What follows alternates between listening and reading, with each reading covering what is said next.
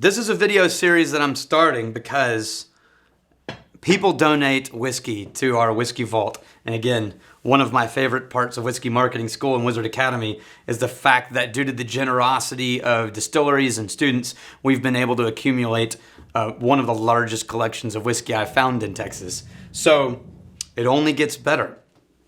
This bottle was donated to us by Michael Gray. Thank you, sir. Appreciate it. And this is a lovely whiskey, I'll tell you. Now, Duncan Taylor is the one who bottled this one. Duncan Taylor, some people have sports teams they like to wear jerseys of. If I could wear a Duncan Taylor jersey, I probably would. They're one of my favorite companies when it comes to Scotch. I don't think I've ever tried anything from Duncan Taylor I didn't like. Originally, Duncan Taylor existed as a company handling the arrangements between distilleries, trading around barrels for mixing and things like that. Eventually, they decided, you know what, we're going to do our own thing. So they started buying their own barrels and bottling their own variations of single malts at different ages, using different finishing processes, different blends. It's a wonderful thing. Now, this is from Clynelish. Clynelish is a distillery in the Highlands. It's got an interesting history because it did close down at one point, and then the original location stayed closed. A new distillery opened up down the road called Clynelish and reopened under Clynelish. We're back in business. And then a few years after that, the original Clynelish distillery also reopened. If that's not confusing for you, it was for me. The original Clynelish distillery reopened is now Brora. And Brora makes a good single malt as well. But Clynelish is actually, even now, is large part of the blend used in Johnnie Walker Gold. So if you like Johnnie Walker Gold, you've probably recognized some of the markers of Clynelish. Now, Duncan Taylor bought its own part of Clynelish, not the company, the whiskey. They bought a barrel. This is specifically a Clynelish 18-year-old. It is one of 282 bottles made from that barrel. It's bottled at 54.9, so 55% alcohol, pretty high, and bottled in 2014.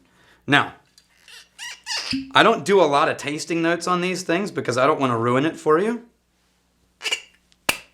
So all I will do is give you comparisons. If you want to see tasting reviews on Clynelish, you really can. They're everywhere, or any whiskey for that matter. There's some really amazing blogs and people out there doing whiskey by whiskey reviews. What I like to do is show you how you can try to look for things. Now, it's harder to do if you don't have 400 whiskeys at your disposal, but it's really fun to take the one or two or three you have and to get better at tasting, not by trying to unpack and decipher a single whiskey, but by comparing it. Human brains and people are much better at making comparisons than they are at coming up with a number or information from scratch. So one of the best ways to get better at tasting whiskey is to just start comparing things.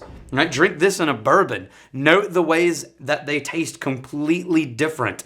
That is a way to mark what I'm drinking is bourbon, what I'm drinking is scotch. That's a very accurate way of doing that. And the more you do it, the better you get at it. Wow, that is super fruity. Yeah, that's a good one.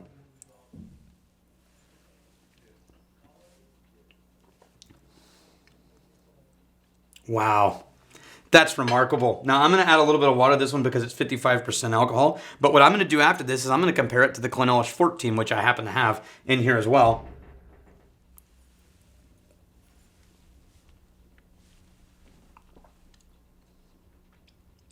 Wow. Okay.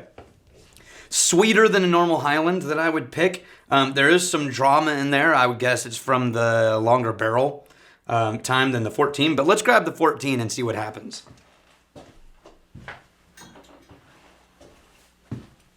All right. Clynelish 14 goes into another glass.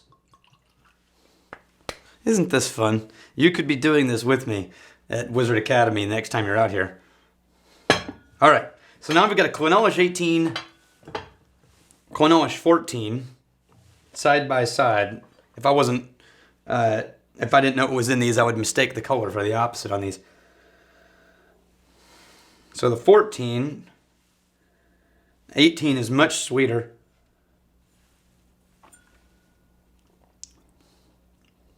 No, they both have that same kind of cotton candy, extremely sweet beginning.